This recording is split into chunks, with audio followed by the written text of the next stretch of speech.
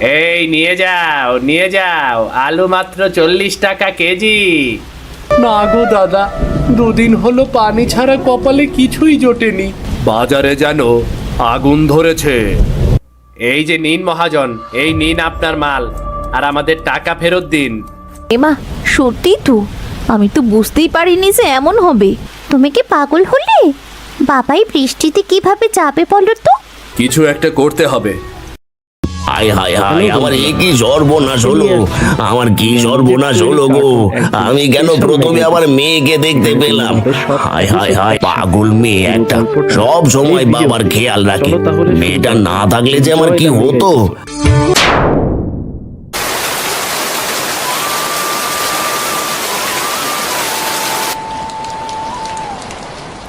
এই নাও বাজারের ব্যাগ, আর এই নাও ছাতা। এখন গিয়ে বাজার করে নিয়ে এসো তো দেখি। ওমা, তুমি কি পাগল হলে? বাবাই বৃষ্টিতে কিভাবে যাবে বলো তো? বাপের জন্যে দরদ দেখো, আর এদিকে ঘরে যে কিচ্ছু নেই রান্না করার। একটু পরেই তো বলবি মা খিদে পেয়েছে, খেতে দাও। তখন আমি তোকে কি খেতে দেবো বাপু? আমি বলবো না। বাবা, তুমি যেও না তো, আগে বৃষ্টিটা কমুক। আমি আর কোনো কথা শুনতে চাই না। তুমি এক্ষুনি যাও, গিয়ে বাজার করে নিয়ে এসো তো। এই বর্ষার সময় দিনরাত বৃষ্টি তো হতেই থাকবে। বৃষ্টি থামার আশা করে বসে থাকলে তো আর পেট চলবে না। হ্যাঁ গো মালতী, তুমি ঠিকই বলেছ। আচ্ছা ঠিক আছে, আর চেঁচামেচি করো না তো। দাও দাও, ব্যাগ আর ছাতাটা দাও, আমি এক্ষুনি যাই। এভাবে বৃষ্টি কমার আশায় বসে থেকে কোনো লাভ হবে না। ও বাবা, চিন্তা করিস না মা, আমি তাড়াতাড়ি চলে আসব।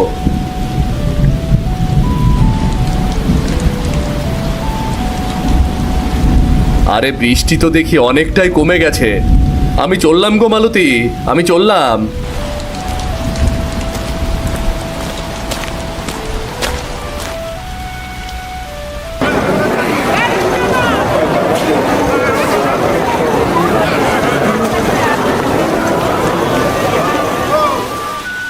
আরে নিয়ে যাও একদম তাজা তাজা সবজি নিয়ে যাও। আলু, পটল, বেগুন, ঢেঁড়স, মিষ্টি কুমড়ো, একদম তাজা নিয়ে যাও। দাদা দাও দেখি, আমাকে 2 আলু দাও। রুশের বর্ষা শুরু থেকে আজ অব্দি তো কেউ এত আলু কেনেনি। তা ভাই, দাম জানো তো? ও মা, সে না জানার কি আছে, আলু তো 20 টাকা কেজি। হাসালে গো দাদা, হাসালে। ও মা, হাসার মতো আমি আবার কি করলাম? বাপু দাও তো দেখি 2 আলু, দাও দাও দাও। আলুর কেজি একদম 70। এখন বলো কত কেজি দেব? পাগল হলে নাকি? মস্করা করছো? আলুর কেজি 70 টাকা হয় কি করে? কি গো, কি হলো? চেঁচামেচি করছো কেন? কি করবো রে পচা? 2 কেজি আলু চাইলাম, সে কিনা বলে 70 টাকা কেজি। বাবু বলি কি, টাকা কি গাছের পাতা নাকি? সে তো কদিন থেকেই গো মহেশদা। এখন বাজার একদম গরম, বর্ষা চলছে তো। সে কি রে?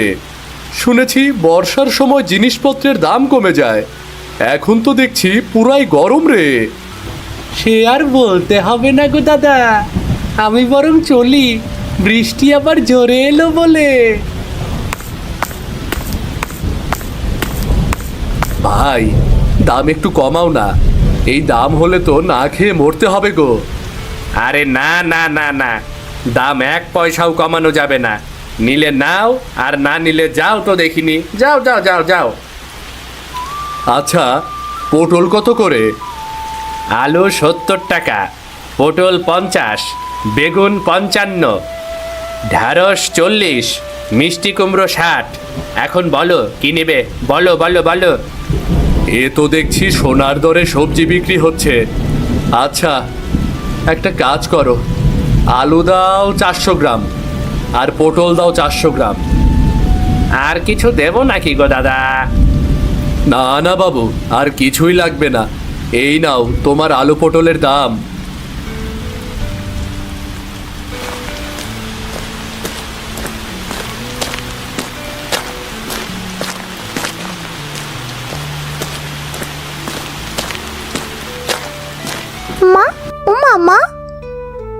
কি কি হলোটা কি?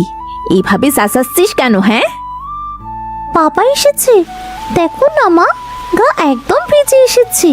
অটো করে পড়লাম, যেও না, শুনলে না তো আমার কথা। একটা গামছা নিয়ে এসো।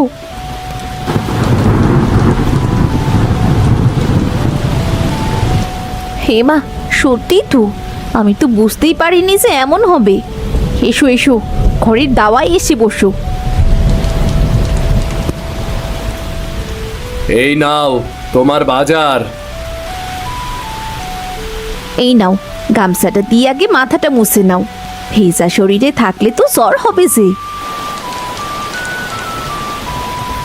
বলি, তোমার কি কোনো কাণ্ডজ্ঞান নেই গো? এগুলো কি এনেছো? হ্যাঁ, 4টে আলু, 3টে পটল, এগুলো আবার কেমন বাজার করেছো? এগুলো যে কপালে জুটেছে সেটা ভাগ্য। কদিন পর দেখবে না খেয়ে থাকতে হবে সবাইকে। এমন কথা বলছো কেন গো? বলবো না তো কি করব শুনি? হাটে গিয়ে সবজির যা দাম তা শুনেই তো অজ্ঞান হয়ে যাওয়ার জোর হয়েছিল। বাজারে তো একদম আগুন জ্বলছে। এত গরম বাজার বাপের জন্মে দেখিনি। আলুর কেজি 70 টাকা করে নিচ্ছে, তাই 400 গ্রাম এনেছি। এগুলোই কোনো মতে রেঁধে খাও কেমন? সে কি কথা গো, দাম বেড়েছে? তবে তো আমাদের মতো গরিবদের কপালে কষ্ট আছে। বর্ষা এসেছে আর ব্যাটারা সুযোগ বুঝে কোপ দিয়েছে। এখন আমরা কিভাবে দিন পার করব তাই ভাবছি। এখন নাও, এগুলো দিয়ে কিছু একটা করো।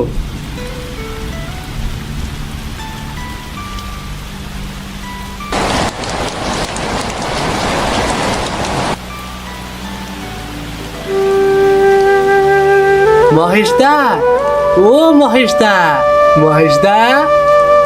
গিন্নি, তোমরা খেয়ে নাও। বাইরে কে আবার ডাকছে শুনে আসি। আরে পচা যে, এই অবেলায়। আচ্ছা এখানে আয় আয় আয় আয়, ঘরে আয়। কি রে পাচু, কি হয়েছে? তোর মুখখানা এমন মলিন হয়ে আছে কেন? মহেশদা, কি করব গো, কদিন ধরে ঘরে একটা বাজারও নেই। বাজারে গেলে খালি হাতেই ফেরত আসতে হয়। আর বলিস না, সেদিন তুই দেখলি বাজার গরম দেখে আমিও আর যাইনি। আজ বিকেলে বিল থেকে কটা চুনোপুটি ধরে এনেছিলাম, সেগুলোই তোর বৌদি কচুর ডগা দিয়ে রেঁধে দিল। তুমি তো তাও খেতে পারছো গো, আর আমি? তুই খেয়েছিস তো? না গো দাদা, দুদিন হলো পানি ছাড়া কপালে কিছুই জোটেনি। সে কি কথা? আপনি বসুন দাদা, আমি আপনার জন্য এক্ষুনি খাবার নিয়ে আসছি।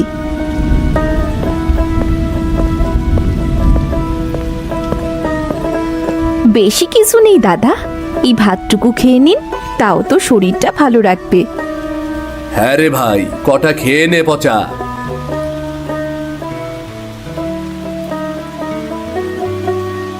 পচা রে, কি হলো তোর? এভাবে কাঁদছিস কেন রে? খেতে বসে কেউ কাঁদে নাকি বল? মহেশদা, কিভাবে বাঁচবো গো, কিছুই কিনতে পারি না। বাজারের দামও তো কমে না, দিন দিন আকাশ ছোঁয়া হয়ে যাচ্ছে। আর কত দাদা, আর কত? বাড়িতে বউ বাচ্চারা না খেয়ে হাহাকার করছে। এভাবে ভেঙে পড়লে কি আর হবে রে বলতো? আমাদেরকে কোনো একটা ব্যবস্থা করতে হবে। আর দোকানিগুলো যেন আরো পেয়ে বসেছে। হ্যাঁ, তাই মনে হচ্ছে। ওরা সুযোগ পেয়ে আরো লোভী হয়ে গেছে গো। না, কিছু একটা করতে হবে। আচ্ছা শোন, কাল তুই আর আমি মিলে বাজারে যাব, গিয়ে দেখি বাজারের কি অবস্থা, তারপর বাকি চিন্তা করা যাবে। এখন খেয়ে নে দেখিনি। এই নিয়ে যাও নিয়ে যাও, আলু মাত্র 40 টাকা কেজি। আজকের জন্য, কাল কিন্তু দাম আরো বাড়তে পারে। আলু মাত্র 40 টাকা কেজি। দাদা, দেখেছো এরা কি মানুষ? কিভাবে পারে এত দাম নিতে? সেটাই তো দেখছি রে। আচ্ছা চল চল দেখিনি, দোকানির সাথে কথা বলে দেখি। দাদা, কিছু দেব নাকি গো? আগেই বলে রাখি, দাম কিন্তু কমাতে পারবো না গো বাবু। কিচ্ছু নিতে আসিনি, এসেছিলাম বাজারের হাল দেখতে। কি আর দেখবে দাদা, দেখছো না বাজারে খরিদ্দার নেই, জিনিসপত্র সব পচে যাচ্ছে। তাও তো দাম কমাচ্ছ না বাবু, এদিকে আমরা না খেতে পেয়ে মরছি। দাম কমালে আমাদের কি করে চলবে? আমরা তো মহাজনের থেকে মাল কিনে আনি, সেখানে আমাদের মোটা অঙ্কের টাকা দিতে হয়। আমাদের সেই টাকাও তুলতে হবে তো নাকি? এখন তো দামের জন্য কেউ বাজারও করতে আসে না। কদিন পর দেখবে মানুষ আর বাজারের মুখেই হবে না। কি আর করব দাদা বলো, কষ্ট কি আর আমাদের কম হয় বলো? এ নিয়ে মোড়ল মশাইয়ের সাথে কথা বলতে হচ্ছে। যদি পারো সবাই চলো, সবাই মিলে মোড়ল মশাইয়ের কাছে যাই, যদি তিনি কোনো একটা উপায় বের করতে পারেন। হ্যাঁ হ্যাঁ, তাই বরং ভালো হবে। আমরাও তোমাদের সাথে যাব। চলো চলো, দোকান বন্ধ করে চলো, সবাই মোড়লের কাছে যাই। চলো চলো। কি ব্যাপার, তোরা সবাই আমার বাড়িতে কি মনে করে, তাও আবার এই বৃষ্টির মধ্যে? না এসে যে কোনো উপায় নেই কর্তা, গ্রামে যে করুণ অবস্থা, কদিন পর না খেয়ে মরে যাব সবাই। তোরা আসার আগে এই নিয়ে কথা বলছিলাম গিন্নির সাথে, বাজারে যেন আগুন ধরেছে। গ্রামের লোকদের কষ্ট যে আর চোখে সয় না। এই কর্তা, আপনি কিছু করুন। এই যে দেখুন, বাজারের সব দোকানিকেই নিয়ে এসেছি। আমরা কি আর শখে দাম বাড়িয়েছি জিনিসপত্রের? মহাজন বেটা তো কম দামে আমাদের জিনিসই দেয় না, সেখানে আমরা কি করে কম দিয়ে জিনিস বিক্রি করব বলুন তো? আমরাও তো মানুষ, খেয়ে পরে আমাদেরকেও তো বাঁচতে হবে নাকি? সেটাও তো ভাববার বিষয় কর্তা। আমি একটা কথা ভেবেছি, কিছু মনে না করলে বলি। আরে বলো, কি কি ভেবেছো বলো, খোলাসা করে বলো। সব দোকানদাররা যদি মহাজনের থেকে আর জিনিসপত্র না কেনে, আর সবাই মিলে যদি সবজিগুলো ফেরত দিতে চায়, তাহলে বেটা মহাজনের টনক নড়বে। কথাটা মন্দ বলনি, তোমার কথায় যুক্তি আছে। যখন ওই বেটা দেখবে ওর থেকে কেউ কিছু নিচ্ছে না, তখন নিজের থেকেই দাম কমিয়ে দেবে। হ্যাঁ হ্যাঁ হ্যাঁ, আমরা বরং তাই করব। ঠিক আছে, তবে সেই কথাই রইল। তোরা সবাই মিলে ওই মহাজনের কাছে যা, আর দেখ কি হয়। কেমন?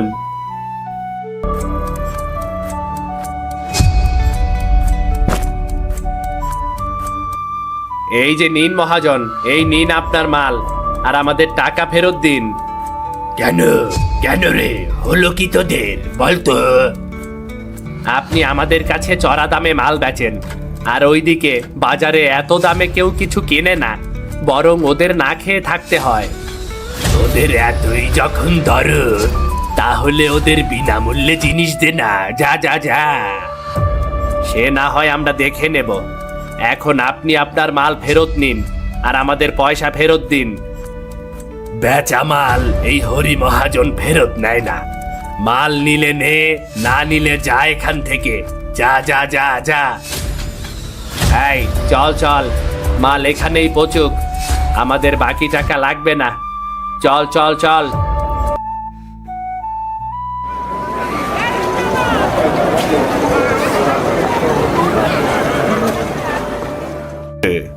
আজ এত জমজমাট ভিড় পড়েছে কেন রে?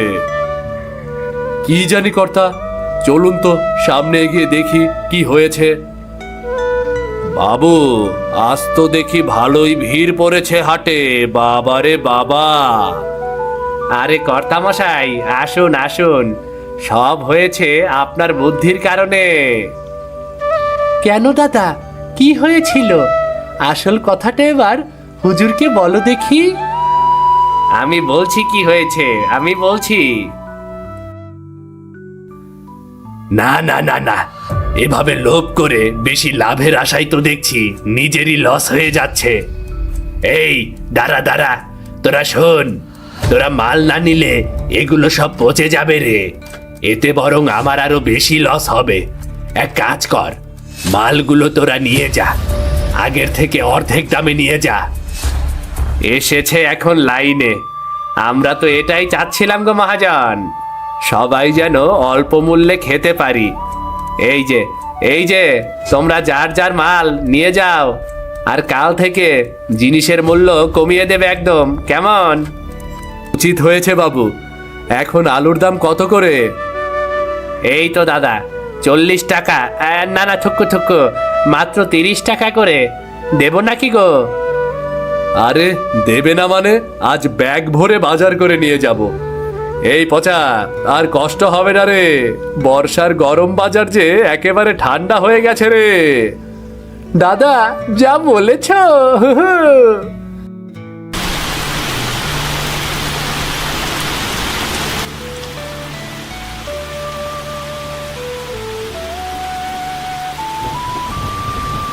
মালতী, ও মালতী, কই গেলে গো? দেখো দেখো, আজ ব্যাগ ভরে বাজার নিয়ে এসেছি, দেখো। সে কি কথা গো, এত টাকা কোথায় পেলে তুমি?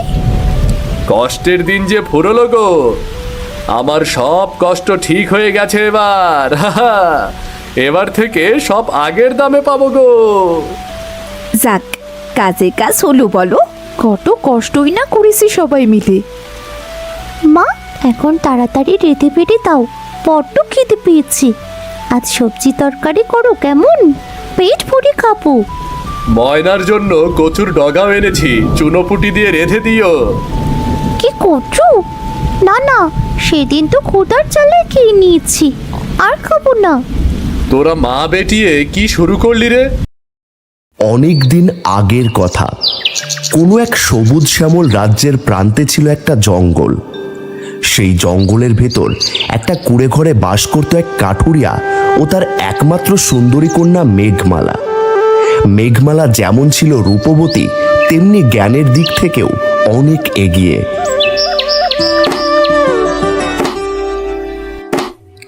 বাবা, অনেক বেলা হয়ে গেছে, আর কত কাজ করবে, খাবে না বাবা?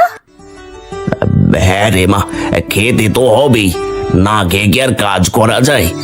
এই তো এই কাঠ কাটা হয়ে গেছে, এখন খেয়ে দিয়ে আবার জঙ্গলের ভেতর কাঠ কাটতে যাব। ঠিক আছে, তাহলে আর দেরি না করে ভেতরে এসে খাবার খেয়ে নাও। হ্যাঁ আসছি, তুই ভেতরে গিয়ে সব বেড়ে রাখ, আমি এখনই আসছি। পাগল মেয়ে একটা, সব সময় বাবার খেয়াল রাখে। মেয়েটা না থাকলে যে আমার কি হতো।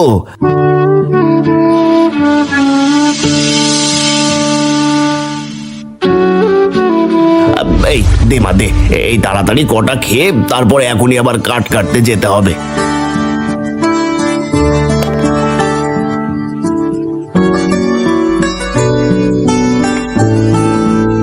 খেতে বসেও তাড়াহুড়ো করছো কেন? খাওয়াটা আস্তে ধীরেও তো খেতে পারো। আস্তে ধীরে খেলে চলবে না রে, আর দিন থাকতে থাকতে বাবার কাঠ কেটে ঘরে ফিরতে হবে, তা না হলে জঙ্গলের হিংস্র পশুর হাতে একা পেলে কি আর আস্ত রাখবে রে। বুঝতে পেরেছি, প্রতিদিন ওই একই কথা। খাও তো এবার।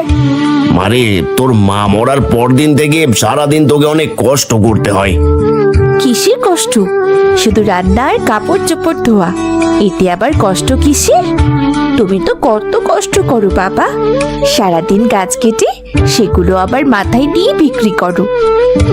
এগুলো শ্বশুর বাড়ি গিয়ে করতে হয়। এখন একটা ভালো ছেলে দেখে তোর বিয়ে দিতে পারলে তবে আমি একটু শান্তি পাই। আমাকে বিয়ে দিয়ে পরের বাড়ি পাঠালে তোমার কি হবে? তোমাকে কে দেখবে? আর ওইসব বিয়েটা আমি করব না। তাই বললে কি হয়?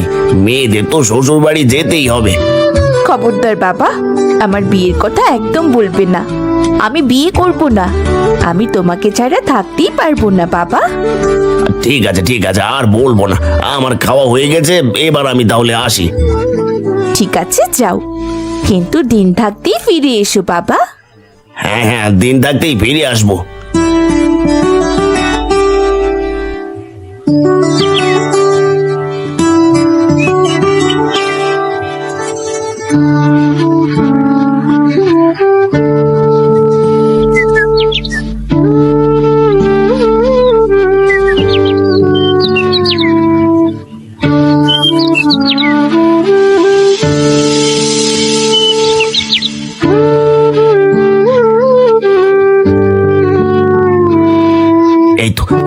এখানে একটা মরা গাছ পড়ে আছে, এটা কাটলে আজকের খড়ি হয়ে যাবে। এটাই কেটে নিয়ে যায়।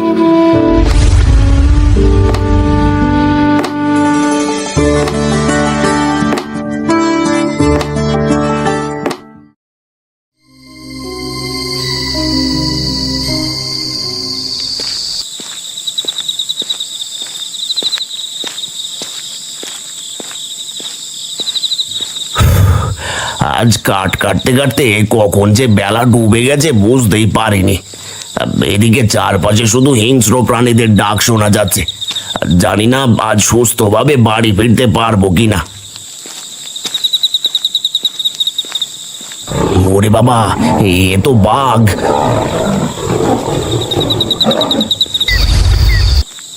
ওরে বাবা, কোনো মতে জানটা হাতে নিয়ে পালিয়ে এসেছি, কিন্তু এত রাতে কোথায় যাই? এখন তো এই জঙ্গলের কোনো রাস্তাও চেনা যাবে না। আর তাহলে বাড়ি যাব কিভাবে? ওদিকে বাড়িতে মেয়েটা একা রয়েছে, না জানি মেয়েটা কত চিন্তা করছে। ওই তো ওখানে একটা আলো দেখা যাচ্ছে, তার মানে ওখানে মানুষ আছে। আলোটা বেশি দূরে নয়, ওখানে গেলে কাউকে না কাউকে ঠিক পেয়েই যাব। আরে যাই ওখানে যাই, তাহলে রাতটা নিশ্চিন্তে কাটাতে পারবো। এত রাত হয়ে গেল, বাবা তো এখনো এলো না। কখনো তো এত রাত করেননি। বাবা কোনো বিপদে পড়লো না তো? বাবার কিছু হলে এই জঙ্গলে কিভাবে থাকবো? হে আল্লাহ, তুমি আমার বাবাকে সুস্থ রেখো।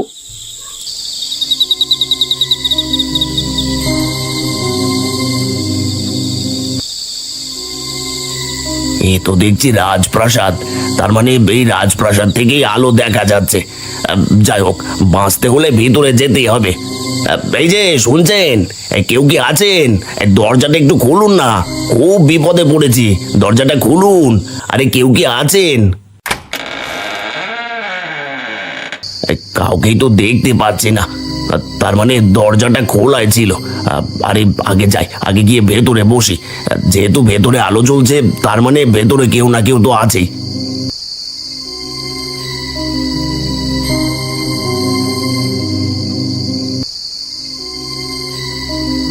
এ তো দেখছি পরিত্যক্ত রাজমহল, তার মানে এখানে কোনো রাজা থাকে না, শুধু এই সাধু বাবাই থাকে। হ্যাঁ, শুধু আমি এখানে থাকি, কিন্তু তুই এখানে এসেছিস কেন? বাবা, আমি এক গরিব কাঠুরিয়া, বনে কাঠ কাটতে কাটতে রাত হয়ে গিয়েছিল, রাস্তায় বাঘের সাথে দেখা হয়, তার জন্য এখানে একটু আশ্রয়ের জন্য এসেছি। ঠিক আছে, তুই যখন বলছিস তবে শোন। কি শর্ত বাবা? কাল বাড়িতে গিয়ে প্রথম যা দেখবি সেটা আমাকে দিয়ে যাবি, মনে রাখবি সেটা। আমার বাড়িতে গিয়ে আর কি দেখবো? হয়তো আমার ভাঙা কুড়ে ঘর, আর নয়তো বা পড়ে থাকা পাথর, এটাই শুধু সাধু বাবা নিয়ে নেবে। আর ঠিক আছে সাধু বাবা, আমি আপনার শর্তে রাজি, তবু আজকে রাতটা আমাকে এখানে থাকতে দিন। ঠিক আছে, ভেতরে চল, তোর থাকা খাওয়ার ব্যবস্থা করছি।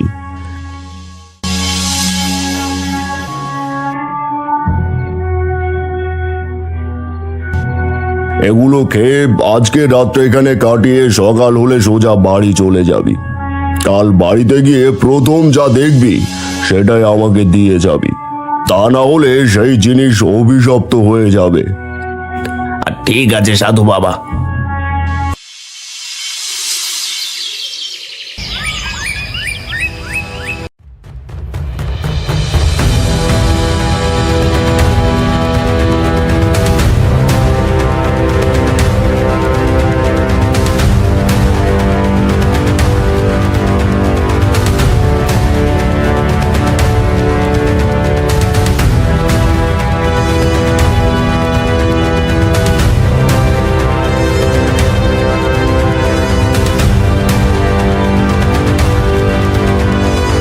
পরের দিন যখন গরিব কাঠুরিয়া তার বাড়িতে চলে আসে, তখন সে প্রথমে তার বাড়িতে তাকাতেই মেঘমালাকে দেখতে পায়।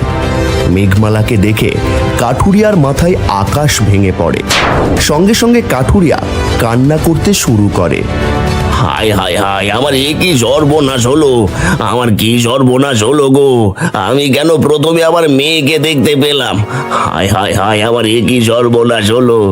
বাবা, কি সর্বনাশ হয়েছে গো। এইভাবে কাঁদছো কেন? তুমি সারা রাত কোথায় ছিলে বাবা? মারে, যান বাঁচানোর জন্য আমি সারা রাত এক সাধুর হেফাজতে ছিলাম। সাধু আমাকে শর্ত দিয়েছিল, আর সেখানে থাকতে হলে সকালে আমার বাড়ির মধ্যে তাকিয়ে প্রথম যাকে দেখতে পাবো সেটা সাধুকে দিয়ে যেতে হবে। কিন্তু আমি তো তোকেই প্রথম দেখেছি। এইসব কি বলছো? তুমি কি এটা বলে সাধুকে কথা দিয়েছো? হ্যাঁ রে মা, কথা দিয়ে এসেছি। কিন্তু তুই চিন্তা করিস না, প্রয়োজন হলে আমি সাধু বাবার হাতে পায়ে ধরে তার কাছ থেকে তোকে ভিক্ষে চাইবো।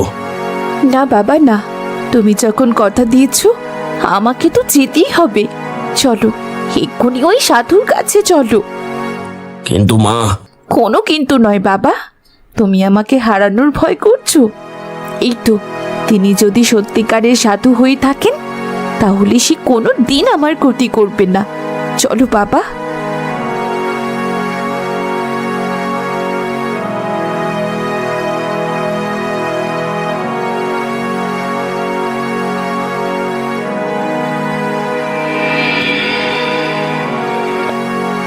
এসেছিস তাহলে? হ্যাঁ, এসেছি সাধু বাবা, কিন্তু আমি আপনার কাছে ক্ষমা চাই। আপনি বলেছিলেন আমার বাড়িতে গিয়ে প্রথম চোখের সামনে যা দেখতে পাবো সেটা আপনাকে দিয়ে দিতে হবে। কিন্তু আমি প্রথমে আমার মেয়েকে দেখতে পেয়েছি, আর আমার একমাত্র মেয়েকে আমি দিতে চাই না। আপনি আমায় ক্ষমা করুন। তা বললে তো হবে না, তুই আমাকে কথা দিয়েছিস, এখন যদি কথা না রাখিস তাহলে তোর বড় ক্ষতি হয়ে যাবে। তুই তোর মেয়েকে একেবারে চিরতরের জন্য হারিয়ে ফেলবি। না সাধু বাবা না, আমার বাবা যখন আপনাকে কথা দিয়েছে তাই আমি তার কথা রাখবো। বলুন বলুন, আমাকে কি করতে হবে? তুমি অপরূপ সুন্দরী, তোমার রূপের তুলনা হয় না। তোমাকে যদি কোনো রাজকুমার দেখে তাহলে সে তার রাজ্যের বিনিময়ে হলেও তোমাকে পাওয়ার চেষ্টা করবে। এবার তোমার রূপের সাথে তোমার বুদ্ধির পরীক্ষা দিতে হবে। তুমি যদি আমার প্রশ্নের সঠিক উত্তর দিতে পারো তাহলে আমি তোমাকে মুক্ত করে দেব, আর যদি না পারো তাহলে তোমাকে সারা জীবন আমার সেবিকা হয়ে থাকতে হবে। না সাধু বাবা, আপনি আমার ছোট মেয়েটাকে এমন কঠিন প্রশ্নের সম্মুখীন করবেন না। আপনি ওকে ক্ষমা করে দিন, আমাদেরকে যেতে দিন। না, আপনি প্রশ্ন করুন, আমি আপনার প্রশ্নের উত্তর দিতে প্রস্তুত।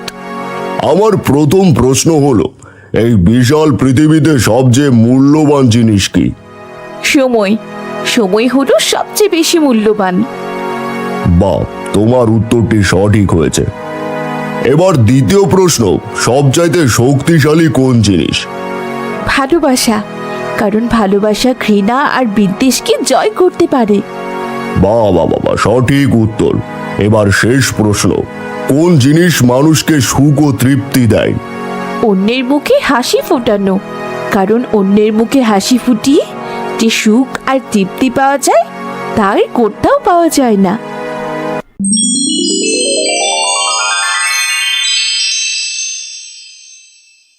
এ কি, এসব কি করে হলো? তার মানে আপনি সাধু বাবা নন? আমি কোনো সাধু বাবা না, আমি এই রাজ্যের রাজকুমার। এতদিন এক জাদুকরের জাদু শক্তির কারণে সাধু হয়েছিলাম, আর আমার রাজ্যের প্রজারা সহ অদৃশ্য হয়েছিল। তোমার 3টি সঠিক উত্তরের কারণে আমরা সেই জাদু শক্তি থেকে মুক্তি পেয়েছি। আমার রাজ্যের উপর থেকে সকল খারাপ শক্তি বিলীন হয়ে গেছে। তুমি প্রমাণ করে দিয়েছ তুমি শুধু অপরূপ সুন্দরী না, তার সাথে অধিক জ্ঞানী। তুমি চাইলে আমার রানী হয়ে থাকতে পারো। না রাজকুমার, আপনি হলেন এই রাজ্যের রাজকুমার, আর আমার মেয়ে হলো সামান্য কাঠুরিয়ার মেয়ে। আপনার সাথে কি আর আমাদের যায়? এ কি বলছেন আপনি? আপনার মেয়ের মধ্যে যে গুণ আছে তা হয়তো কোনো রাজকুমারীর মধ্যেও নেই, আর আমার কাছে ধনী গরিবের ভেদাভেদ নেই। তাছাড়া আপনার মেয়ের জন্যই আমরা মুক্ত হতে পেরেছি, তাই আমি চাই আপনার মেয়ে রাজ্যের রানী হয়ে থাকুক। তখন কাঠুরিয়া আর রাজকুমারকে না বলতে পারে না। এরপর রাজকুমার মেঘমালাকে তার রানী বানিয়ে সুখে শান্তিতে বসবাস শুরু করে। সেই সাথে সেই রাজ্য আবার খুশিতে ভরে ওঠে।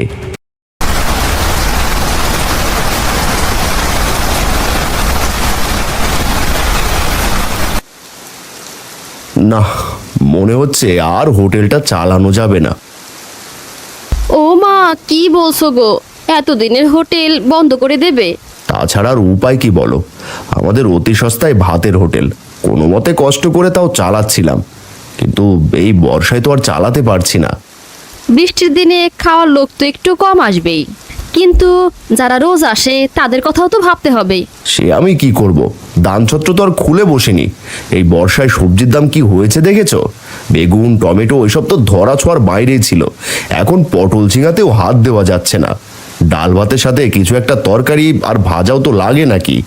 কি আর করবে, তুমি হোটেলটা একেবারে বন্ধ রেখো না গো। কয়েকদিন যদি চারাপোনা কাটাপোনা মাছ দিয়া একটু সামলানো যায়। কি যে বলো, মাছেরও তো একই অবস্থা। প্রতি বছর ইলিশ উঠলে অন্য মাছের দাম কমে, এবারে তো তেনাদেরও দেখাই নেই। বাজারে যা ইলিশ তা গত বছরের বরফের মাছ, মুখে তোলা যায় না। আচ্ছা শোনো না, যদি কয়েকটা দিন শুধু ডিমের ঝোল ভাত রাঁধি তাহলে?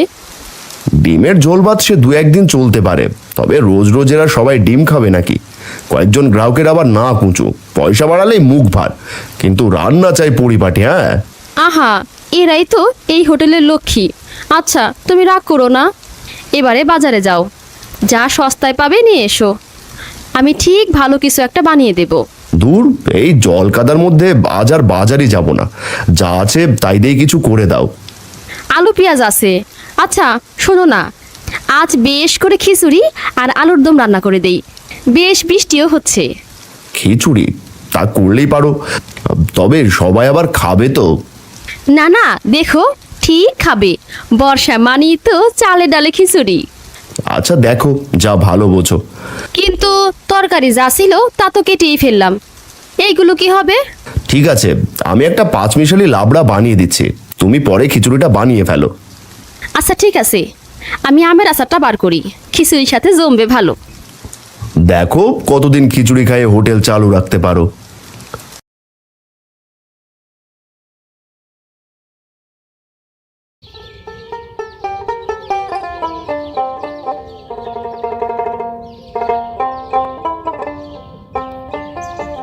কামাল, আরে ও কামাল, কামাল আছো নাকি? হে কামাল!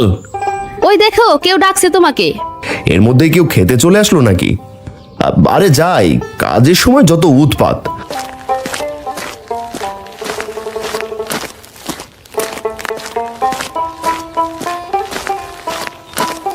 আরে মধুবাবু যে? হ্যাঁ, পঞ্চায়েত প্রধান পাঠিয়েছেন। হ্যাঁ বলুন, কি করতে হবে?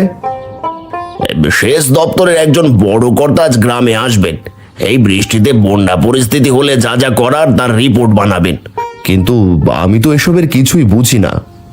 আর তোমার বুঝেও কাজ নেই বাপু, পঞ্চায়েত প্রধান আছেন, অন্যরা আছেন, তারাই সব বুঝিয়ে দেবেন ওই কর্তা বাবুকে। তোমায় কি করতে হবে তা শোনো। হ্যাঁ বলুন মধুবাবু। শোনো হে কামাল, খুব বড় কর্তা আসবেন বুঝলে, তার হাতেই গ্রামের নতুন রাস্তাঘাট, নদীর পাড়ের বাঁধ নির্মাণ সব হবে। তিনি অখুশি হলে কিন্তু অনর্থ হবে। এই জল বৃষ্টিতে বুঝতেই পারছো, সবাইকে গ্রাম ছাড়া হতে হবে। তা ঠিক, রাস্তায় তো চলাই যাচ্ছে না, ধানি জমিও এর থেকে ভালো। পঞ্চায়েত মশাই খুব চিন্তিত ওনাদের দুপুরের খাবার নিয়ে। আমি তাকে বললাম, এই গ্রামে তোমারই তো এক ভাতের হোটেল, তা এখানে কিন্তু ওই বড় কর্তাকে নিয়ে প্রধান মশাই দুপুরে খেতে আসবেন, সব ব্যবস্থা করে রেখো। এখানে মানে বলছিলাম কি, আজ তো ভালো করে ব্যবস্থা করে রেখো হে কামাল, না হলে গ্রামের সবার কপালেই দুঃখ আছে।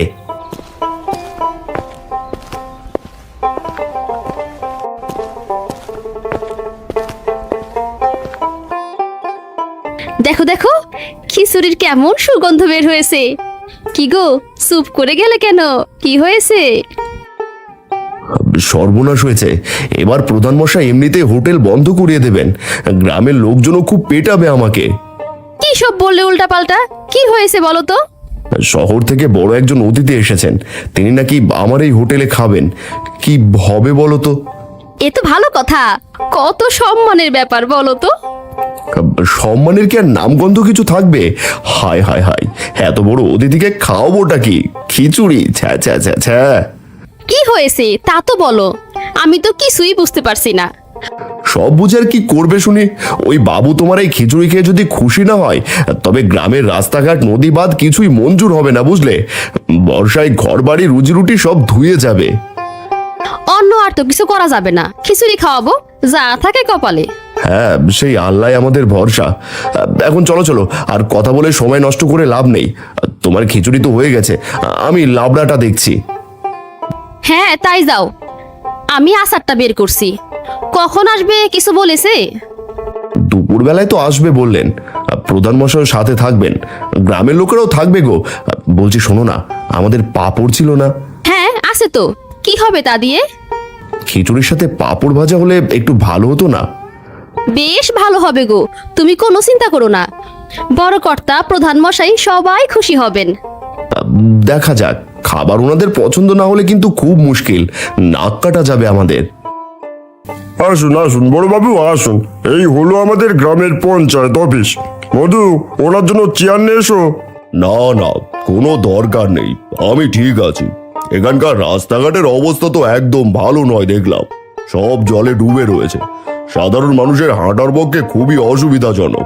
সে ঠিকই বলেছেন, নদীতে বাঁধ নির্মাণ না করালেই নয়। বর্ষাকালেই সারাদিন ধরে বৃষ্টি, আর তারই জলে রাস্তাঘাট একেবারে একাকার। চলুন।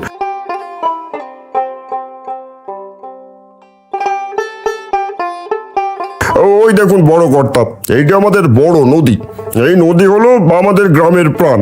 আবার এই নদী বর্ষাকালে আমাদের গ্রাম ভাসিয়ে দেয়। আর যদি এই নদীতে বাঁধ নির্মাণের ব্যবস্থা করা যেত তাহলে খুব ভালো হতো। হ্যাঁ হ্যাঁ, প্রধান মশাই, দুপুর তো হতে যায়, ওনার খাওয়ার ব্যবস্থা যদি করা হতো। হ্যাঁ ঠিকই বলেছো মধু। বড় কর্তা, সামনে আমাদের কামালের ভাতের হোটেল আছে, ওখানেই আপনার খাবারের ব্যবস্থা করা হয়েছে। আবার এসবের কি দরকার ছিল? না করবেন না কর্তা বাবু, এত দূর থেকে আমাদের গ্রামে এসেছেন, কিছু সেবার সুযোগ দিন। মধু একদম ঠিক বলেছে, চলুন চলুন। কামাল, কই গো কামাল, বাইরে এসো, এই বড় কর্তা বাবু এসে গেছেন। আয়োজন কত দূর?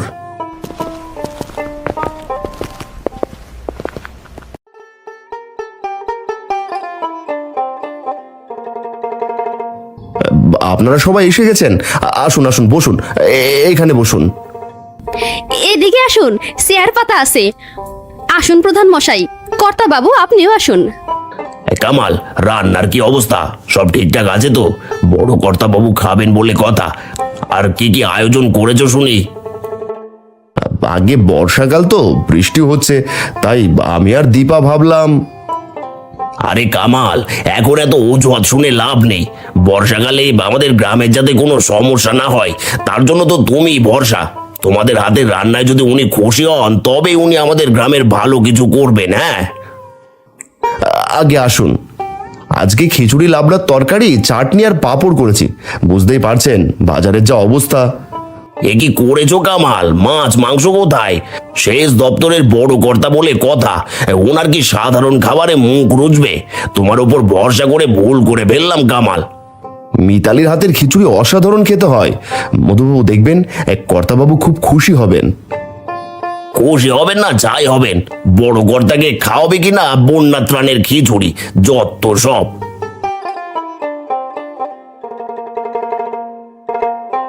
ওগো, তুমি ওখানে দাঁড়িয়ে কেন? মধু বাবু আপনিও বসুন গিয়ে। কি যে হবে আজ আল্লাহ জানেন।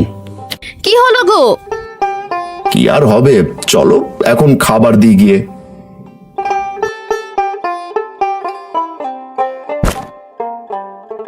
এ কি কামাল, খিচুড়ি করেছো আজকে?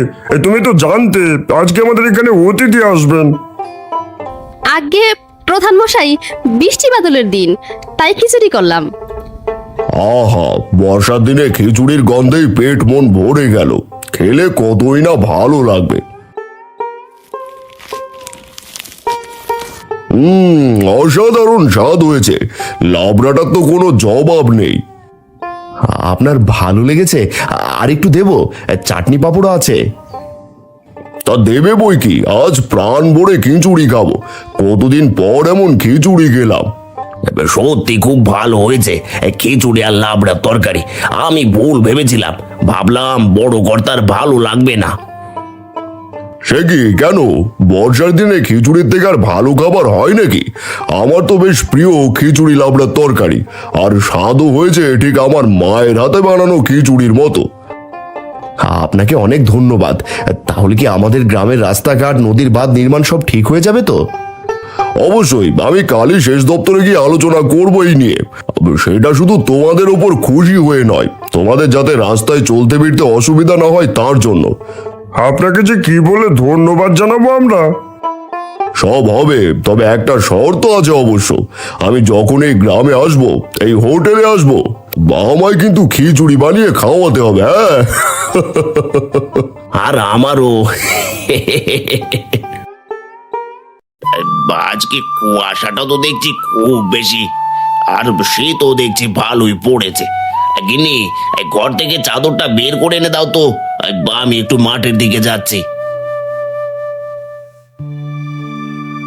আর মাঠের দিকে গিয়ে কাজ নেই। তুহিন আর রুশান যে ঠিকঠাক লেখাপড়া করছে না, সেদিকে নজর আছে? গিন্নি, তারা এখনো ছোট, তাদের নিয়ে এত চিন্তা ভাবনার কিছু নেই। বাচ্চারা এরকম একটু আধটু দুষ্টুমি করে। আমার হাতে আবার বেশি সময় নেই, আমি গরুর গাড়ি করে ফসল আনতে বের হলাম। আজকে সন্ধে হবে, তুমি তুহিন আর রুশানকে দেখে রেখো। হাসেম গরু নিয়ে মাঠে বের হয়। আল্লাহ, মানুষটিকে তুমি দেখে রেখো। এই যা, উঠ, হুররা, হুস হুস, তাড়াতাড়ি পা চালা, বেলা থাকতে মাঠে পৌঁছতে হবে, না হলে যে সময় মতো ফসল বাড়িতে আনতে পারবো না। হুস হুস, যা, হুররা, হাট হাট হাট। হে আল্লাহ, ছেলে দুটোকে মানুষের মতো মানুষ করো। ছেলে দুটোকে নিয়ে যত চিন্তা আমার। কে হাসেম দাদা, এত সকাল সকাল গরুর গাড়ি নিয়ে চললে কোথায়? যাচ্ছি একটু মাঠের দিকে। তো ভালো, বেশ বেশ। আমাকে একটু বাজারের দিকে যেতে হবে, আজকে আসি, আরেকদিন জমিয়ে গল্প করা যাবে, হ্যাঁ? তা যা বলেছ।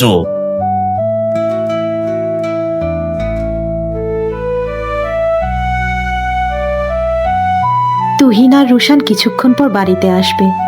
রান্না করার মতো তো কিছুই নেই, কি খেতে দেব? যাই, একবার রূপালী চাচির বাড়িতে যাই, যদি কোনো সাহায্য পাই।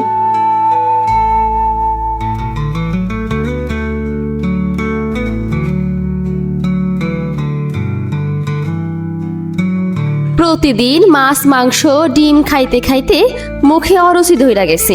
আজকে নতুন কিছু খাইতে হইব। কানাইরে কখন বাজারে পাঠাইছি, আসার কোনো নামই নাই। আজকে আসুক বাড়িতে, ছোট লোকদের মাথায় তুললে যা হয়। ওই তো নবাবজাদা আসছে। এই তো দিদি, আমি চলে এসেছি। তা তো দেখতেই পাচ্ছি, এসে আমাকে উদ্ধার করেছো আর কি। যত সব আপদ, রান্নার কাজ শুরু করো এখনই। আমি সবকিছু তৈরি করছি, আপনি কোনো চিন্তা করবেন না দিদি। হ্যাঁ, যা যা। মিতালি আবার আমার বাড়ির সামনে দিয়ে আসছে কেন? হ্যাঁ দিদি, আমাকে একটু সাহায্য করতে পারবেন? ও আচ্ছা, কানাইয়ের হাতে ব্যাগের থলি দেখে পিছু পিছু চলে আসছো। তোদের মতো ছোট লোকদের মুখ দেখাও পাপ। নিশ্চয়ই মাছ, ডিম অথবা টাকা নিতে এসেছো। তুহিন আর রুশান পাঠশালায় গেছে, তাদের মুখের দিকে তাকিয়ে কিছু সাহায্য করুন। কথা শুনলে গা জ্বলে যায়, কথা কি কানে যায় না? আমি কি সরাইখানা খুলে বসেছি?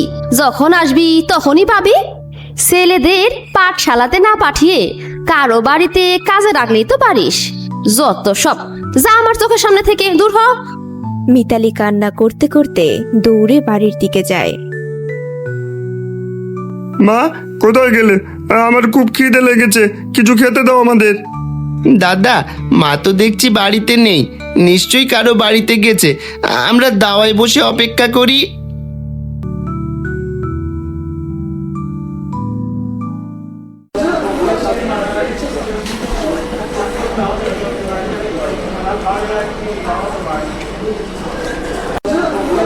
আরে নিয়ে যাও, নিয়ে যাও, ভালো ভালো মাছ আছে, তাড়াতাড়ি এসো, একেবারে জলের দামে। ও দাদারা, ও দিদিরা, তাড়াতাড়ি আসো, 1 কেজি মাছ মাত্র 1 আনায়, নিয়ে যাও, নিয়ে যাও। এই দাদা, মাছ কিনবে নাকি? মনে হচ্ছে এই কত কেজি দেবো বলো না, একেবারে জলের দামে ছেড়ে দিচ্ছি দাদা। আমার হাতে কোনো টাকা নেই, এই ফসল বিক্রি করে তখন টাকা দেব। এ কি কথা শোনালে? আপনার কি মাথা খারাপ হয়েছে নাকি? বাকি দেবো? হ্যাঁ, আপনার মতো ছোট লোককে আপনার সাথে কথা বলো পাপ, দূর হতভাগা। ভাই ঈশ্বর, গরিব বলে কেউ ঠিক করে কথা পর্যন্ত বলতে চায় না। ঘরে ফিরে যাই, কাল কিছু একটা করতে হবে।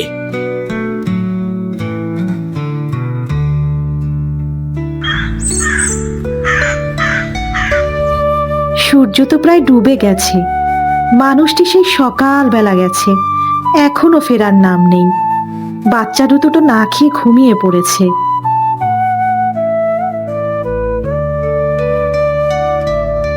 মিতালি, মিতালি, দরজা খোলো, আমি এসেছি। কি গো, এত দেরি হলো কেন?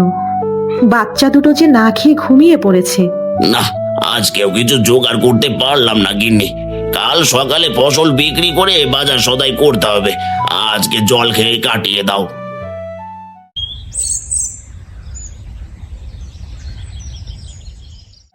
গিন্নি, আমার তো বয়স হচ্ছে, একা আর পারি না। রোশনকে আর পাঠশালাতে পাঠাতে হবে না, সে আমার সাথে মাঠে কাজ করুক।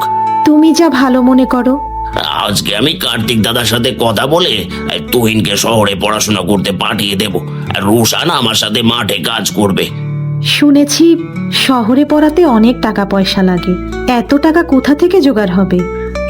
চাষাবাদের জমি বন্ধক রেখে টাকা নিতে হবে। তাহলে আমাদের চলবে কি করে? সেটি কোন রকমে চলে যাবে, তুমি চিন্তা করো না। আমি রূপালী দিদির বাড়ি থেকে ঘুরে আসছি, দেখি কিছু করতে পারি কিনা।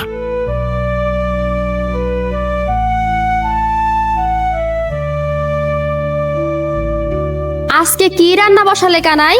হাত পা তাড়াতাড়ি চালাও একটু। দিদি, হয়ে আসছে, আর কিছুক্ষণ অপেক্ষা করুন। সেই তখন থেকে একই কথা বলে চলেছো। এইবার দেখছি নতুন রাঁধুনির ব্যবস্থা করতে হবে। এত মানুষ পরে এ মরতে পারে না? ফিসির ফিসির করে কি বললে শুনি? সে কিছু না।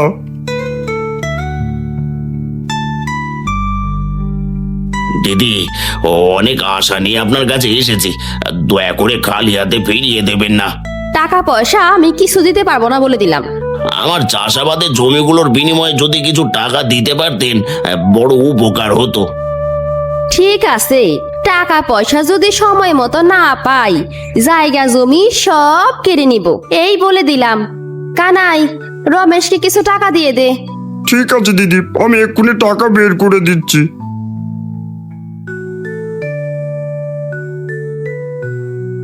হাসিম মালতীর কাছ থেকে টাকা নিয়ে তুহিনকে লেখাপড়া করানোর জন্য শহরে পাঠায়, আর গায়ে থেকে যায় রোশান। এভাবেই দেখতে দেখতে দিন কেটে রাত পেরিয়ে মাস কেটে বছর পার হতে থাকে। তুহিন লেখাপড়া শেষ করে বড় কোম্পানিতে চাকরি পেয়েছে। রোশান তার বাবার সাথে মাঠে কাজ করে।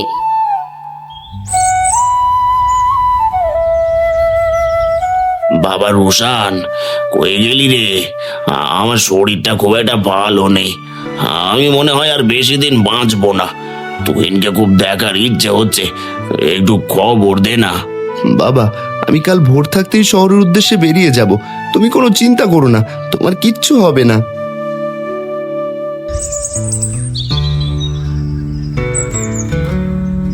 তুই আর রূপাইদাকে দেখতে পাচ্ছি না কেন? তাদের পরীক্ষা শেষ হয়েছে, হয়তো ঘরে টেলিভিশন দেখছে।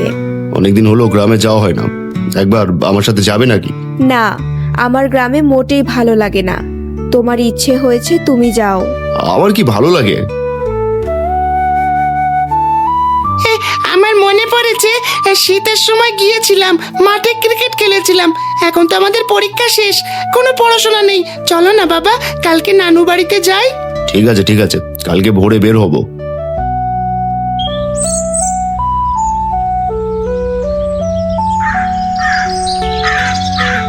পরের দিন সকালে তুহিনের সাথে তুহি ও রুবাইয়া গ্রামে এলো। এতদিন পর এলি খোকা, তোর মা তোকে কত করে দেখতে চেয়েছিল। অফিসের কাছে আটকে গেছিলাম, আমাকে কালকে আবার ফিরতে হবে। বাচ্চারা বায়না ধরেছে, তাই আসলাম। দাদা, বাচ্চাদের তো পাঠশালা কিছুদিন ছুটি থাকবে। আমাকে তুই দাদা ডাকিস রে। তুই যে আমার ভাই, এই কথা আমি এখনো পর্যন্ত কাউকে বলিনি। তাই দাদা না বলে সাহেব বল। সে কি কথা বলছিস বাবা তুহিন? সেই ছোট থেকে কত সংগ্রাম করে তোকে মানুষ করেছি। থাক না বাবা সেসব কথা, দাদা অনেক দূর থেকে এসেছে তাই হয়তো মন ভালো নেই।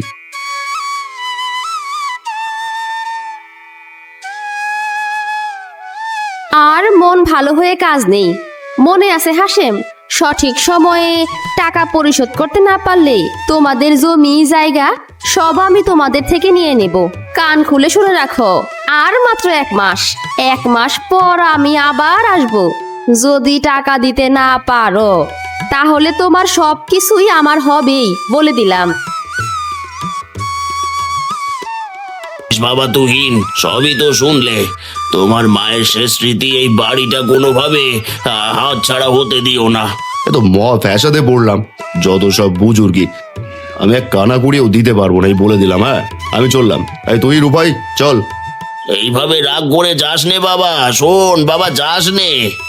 হায় আল্লাহ, শেষে এই দিনটাও দেখতে হলো। যাকে এত কষ্ট করে মানুষ করলাম সে আজ মুখ ফিরিয়ে নিল। তাকে যেতে দাও, যা করার আমি করব, তুমি কোনো চিন্তা করো না। কিছুদিন পরে রমেশ মারা যায়। রুশান বাবা মাকে হারিয়ে একা হয়ে যায়। একদিন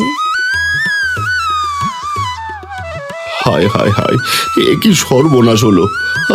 আমার চাকরি, বাড়ি, গাড়ি সব যে গেল। মহামারীর জন্য একের পর এক কোম্পানি বন্ধ হয়ে গেল। স্ত্রী সন্তান নিয়ে এখন না খেয়ে মরতে হবে। হায় আল্লাহ, এটাই কি আমার পাপের শাস্তি?